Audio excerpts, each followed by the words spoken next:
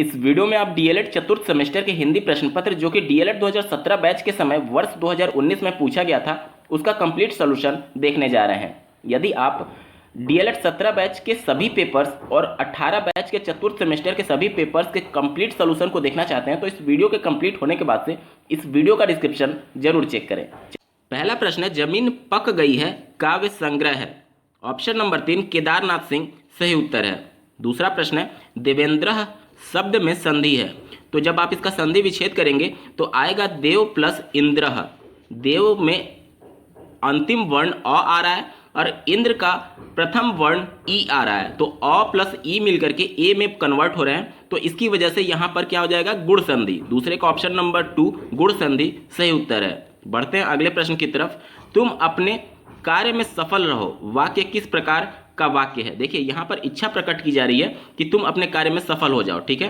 तो यहाँ पर पहला ऑप्शन इच्छावाचक वाक्य सही उत्तर होगा, तीसरे का पहला ऑप्शन। बात करेंगे चौथे प्रश्न की, स्वच्छ शब्द का अर्थ है। तो ऑप्शन नंबर 4 सुंदर आंख इसका सही उत्तर है। पांचवा प्रश्न है, सुंदरता शब्द में संज्ञा है। देखिए भाववाचक संज्ञा उस संज्ञा को कहते हैं जिसको आप छू नहीं सकते, सिर्फ महसूस कर सकते हैं। तो सुंदरता को आप एक तरीके से टच नहीं कर सकते, इसको सिर्फ महसूस किया जा सकता है कि वो बंदा सुंदर है या फिर वो सुंदर नहीं है। तो ये कौन सी संज्ञा हो जाएगी, भाववाचक संज्ञा। ऑप्शन नंबर 3 सही उत्तर होगा। अब बात करेंगे अति लघुत्तरीय प्रश्नों की। छठा प्रश्न है, प्रकृति का सुकुमार कवि किसे कहा जाता है। तो सुमित्रा नंदन पंत सही उत्तर होगा। सातवां प्रश्न है, श्लेष अलंकार की परिभाषा लिखिए। तो श्लेष का शाब्दिक अर्थ होता है चिपका हुआ, यानी कि जब एक ही शब्द के विभिन्न अर्थ मिलते हैं तो वहां पर श्लेष अलंकार होता है। और इसका उदाहरण आप लिख सकते हैं, रहीमन पानी राखिए बिन पानी सब सून, पानी गए न उबरे मोती मानस चून। यहाँ पर देखिए पानी शब्द कई बार आया हुआ है लेकिन सभी जगह इसका अर्थ अलग अलग है। जैसे कि रहीमन पानी राखिए, मनुष्य के संदर्भ में पानी का अर्थ उसकी विनम्रता से है, और बिन पानी सब सुन, पानी गए न उबरे मोती मानस चून, मोती के संदर्भ में इस पानी का अर्थ उसकी आभा, तेज या फिर चमक से है। और चून के अर्थ में, चून मतलब आटे के संदर्भ में होता है, यानी कि अगर उसमें पानी मिक्स ना हो तो फिर आटे का महत्व नहीं रहता, उससे रोटी नहीं बनाई जा सकती। तो देखेंगे आप कि सभी जगह पानी शब्द ही है लेकिन सभी जगह इसका अर्थ अलग अलग है। बात करेंगे आठवें प्रश्न की, प्र उपसर्ग से बनने वाले 2 शब्द बताइए। तो प्रहार, प्रबल, ऐसे कोई भी 2 शब्द आप लिख सकते हैं। नौवां प्रश्न है, जो पुरुष अभिनय करे वाक्यांश के लिए एक शब्द लिखिए। तो जो पुरुष अभिनय करता है उसको अभिनेता बोला जाता है। 9वें का उत्तर हो जाएगा अभिनेता। 10वां प्रश्न है, तत्र एकः विशालः सरोवरः अस्ति का हिंदी में अनुवाद लिखिए। देखिए तत्र मीन्स होता है वहाँ, एकः मीन्स एक, विशालः मीन्स विशाल या फिर विशालकाय, और सरोवरः मीन्स होता है तालाब, अस्ति मतलब है, यानी कि वहाँ एक विशाल तालाब है।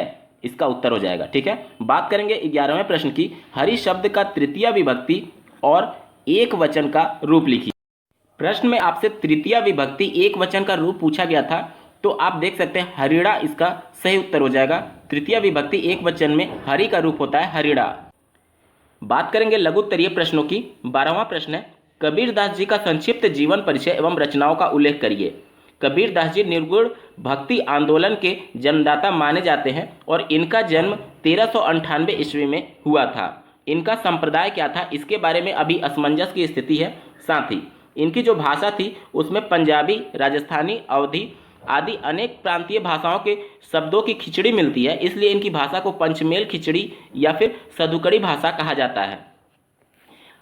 और ऐसा मानना था कि ये लिखना नहीं जानते थे, जो ये बोलते थे इनके शिष्य लिखते रहते थे, और इसी प्रकार से इनका काव्य संग्रह बनता चला गया। इनकी रचनाओं की बात की जाए तो बीजक, साखी, सबद, रामायणी, कबीर ग्रंथावली और कबीर वचनावली इनकी प्रमुख ग्रंथ हैं। 13 नंबर प्रश्न है, कारक किसे कहते हैं, उनके नाम तथा विभक्ति चिन्ह लिखिए। प्रश्न में आपसे कारक की परिभाषा पूछी गई थी। तो कारक संज्ञा या फिर सर्वनाम का क्रिया के साथ उनके संबंध के अनुसार रूप बदलना कारक कहलाता है। अर्थात व्याकरण में संज्ञा या सर्वनाम शब्द की वह अवस्था जिसके द्वारा वाक्य में उसका क्रिया के साथ संबंध प्रकट होता है उसे कारक कहते हैं। कारक की विभक्ति और इसका चिन्ह पूछा गया था, तो आप स्क्रीन पर देख पा रहे होंगे। कर्ता प्रथमा विभक्ति होती है और इसका चिन्ह होता है ने। कर्म द्वितीय विभक्ति है, उसका चिन्ह होता है को। आप पढ़ते होंगे, कर्ता ने कर्म को करण से द्वारा संप्रदान के लिए आपादान से संबंध का के की ना ने नी अधिकरण में पर और संबोधन हे अरे अजी, ये सभी होते हैं। ठीक है, तो आप इस प्रकार से लिख सकते हैं। 14 नंबर प्रश्न है, जीवनी एवं आत्मकथा के मूलभूत अंतर को लिखिए। स्क्रीन पर आप जीवनी और आत्मकथा में अंतर देख पा रहे होंगे। जीवनी किसी दूसरे व्यक्ति द्वारा लिखी जाती है, जबकि आत्मकथा लेखक स्वयं लिखता है। जीवनी लेखक के स्वयं के जीवन से जुड़ी हो आवश्यक नहीं है, लेकिन आत्मकथा जो होगी वह लेखक स्वयं के बारे में लिख रहा है, तो निश्चित तौर पर उसके जीवन से जुड़ी घटनाओं का ही वर्णन होगा उसमें। जीवनी वस्तुनिष्ठ होती है, जबकि आत्मकथा आत्मनिष्ठ या फिर आत्मिक होती है। जीवनी में विवरण एवं तथ्य की झलक होती है और आत्मकथा में अनुभूति की गहराई होती है। जीवनी लेखन की शैली वर्णनात्मक होती है और आत्मकथा लेखन की शैली अभिव्यंजनात्मक होती है। दोस्तों, ये कुछ महत्वपूर्ण अंतर आप लिख सकते हैं। बात करेंगे 15 नंबर प्रश्न की, कहानी शिक्षण की उपयोगिता पर प्रकाश डालिए। कहानी शिक्षण से छात्रों में समाज ज्ञान की वृद्धि होती है। कहानी से तर्क शक्ति और कल्पना शक्ति अभिवृत्ति का विकास किया जा सकता है।